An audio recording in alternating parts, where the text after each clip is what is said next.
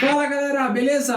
Bom, na aula de hoje nós vamos falar ainda de cinética química, agora da lei de velocidade, ou lei cinética, também conhecido como a lei da ação das massas, certo? Bom, vamos começar com a reação elementar. Eu coloquei uma reação genérica A mais B formando AXBY, onde X e Y são os coeficientes estequiométricos de A e B, respectivamente. Então aqui está a nossa lei de velocidade. Ela é expressa de que maneira? Então, a velocidade é igual a constante vezes A elevado a x e B elevado a y. Então, essa lei de velocidade ela só será válida a uma temperatura constante, ok? Se alterar a temperatura, altera as condições reacionais. Então, nós chamamos de ordem de reação. São os expoentes aqui da lei de velocidade. Então, nós falamos que o A ele é uma substância, né? Ele é um reagente de uma ordem x. Digamos que o x fosse 2, então nós falaremos assim, o A é um reagente de ordem 2 ou de segunda ordem, joia?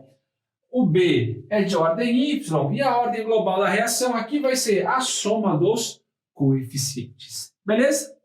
Joinha. Então vamos lá. Reação não elementar. A reação não elementar, ela vai ter a etapa lenta como a determinante da velocidade. A etapa lenta é aquela que tem maior energia de ativação. Se liga no diagrama aqui, Lembra? Quanto maior a energia de ativação, menor a velocidade. Então, a etapa lenta é aquela que tem uma energia de ativação maior.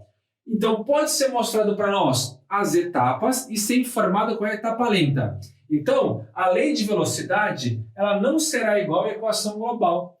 Ela vai ser baseada na etapa lenta, como você pode ver aqui, Etapa lenta é o ozônio O3 mais NO2 formando NO3 mais O2. Então, a lei de velocidade vai ser o produto da concentração dos reagentes elevado aos seus coeficientes. Então, aqui a velocidade é a constante de proporcionalidade vezes O3 vezes NO2. Agora, como é que eu sei qual é a etapa lenta? A etapa lenta ela só consegue ser determinada de forma experimental. Bom, esse experimento da ponto ciência é bem legal. Eles colocam aí várias substâncias para reagir com concentrações diferentes. Eles começam com a mais concentrada, depois eles vão diluindo e você vai reparando que as reações demoram mais para acontecer. Então, com a concentração de substância, eles calculam a quantidade de produto formado e dividem pelo tempo da reação. E assim eles montam esse quadro que eu vou usar no exemplo a seguir, ok? Então, quanto maior for a concentração, mais rápido acontece. Então, eles vão variando a concentração de cada substância e calculam o efeito na velocidade. Clica nesse card aqui para assistir esse experimento na velocidade normal, que eu dei uma acelerada nele. Beleza? Até mais. Como é que funciona isso? Então, são feitos diversos experimentos e a concentração de um reagente ela é alterada de forma isolada. Tá? Vou mostrar para vocês como é que funciona isso.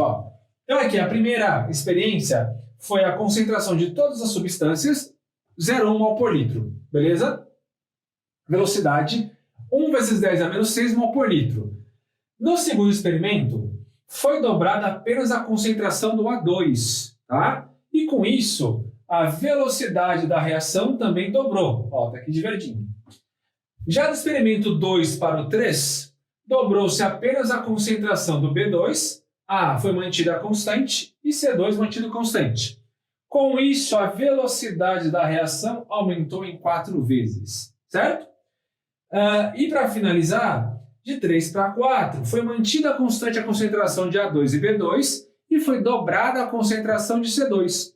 Foi observada uma variação de uma vez, ou seja, não se alterou a velocidade. Joia? Como é que você vai interpretar esses resultados? Então, eu coloquei aqui a lei de velocidade de maneira genérica, porque eu não sei qual vai ser a ordem da reação para cada um, porque eu não sei quem participa ou não da etapa lenta. Joia?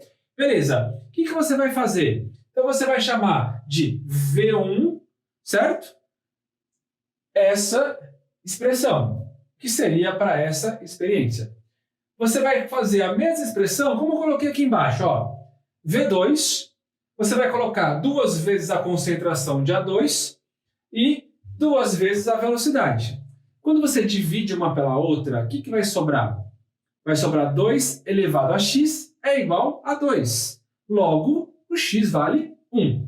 Depois, Quando eu pego a terceira linha, mesmo procedimento. O que vai sobrar? Vai sobrar 2 elevado a y é igual a 4. Portanto, o y vale 2.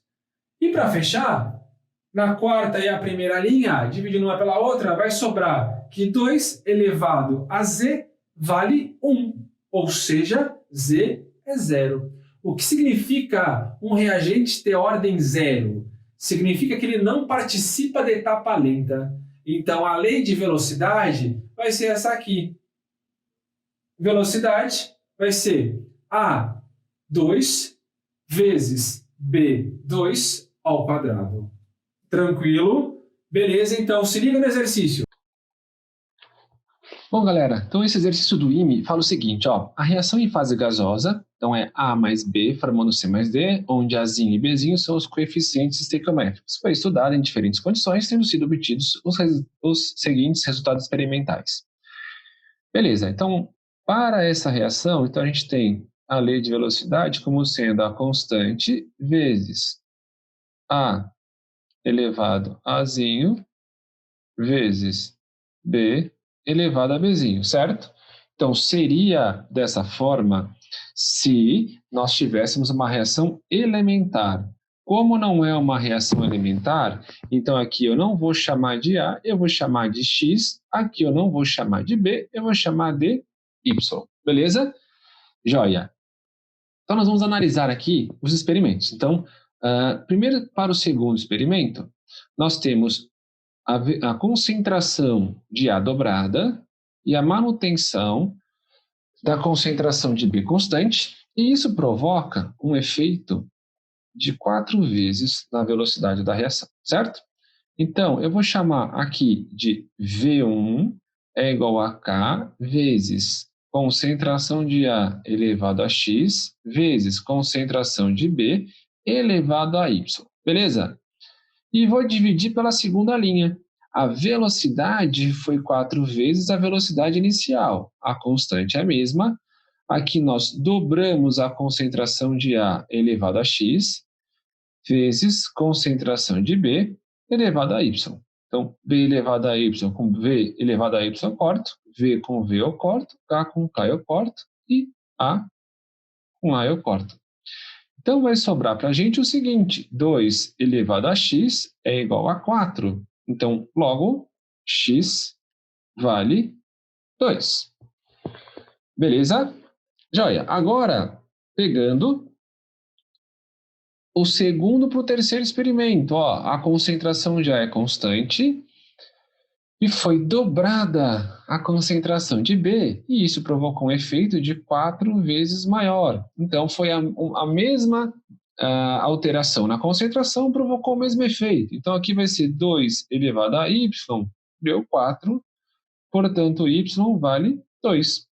Então, a lei de velocidade, ela vai ser escrita da seguinte maneira. Então, A ao quadrado vezes a concentração de B ao quadrado. Beleza?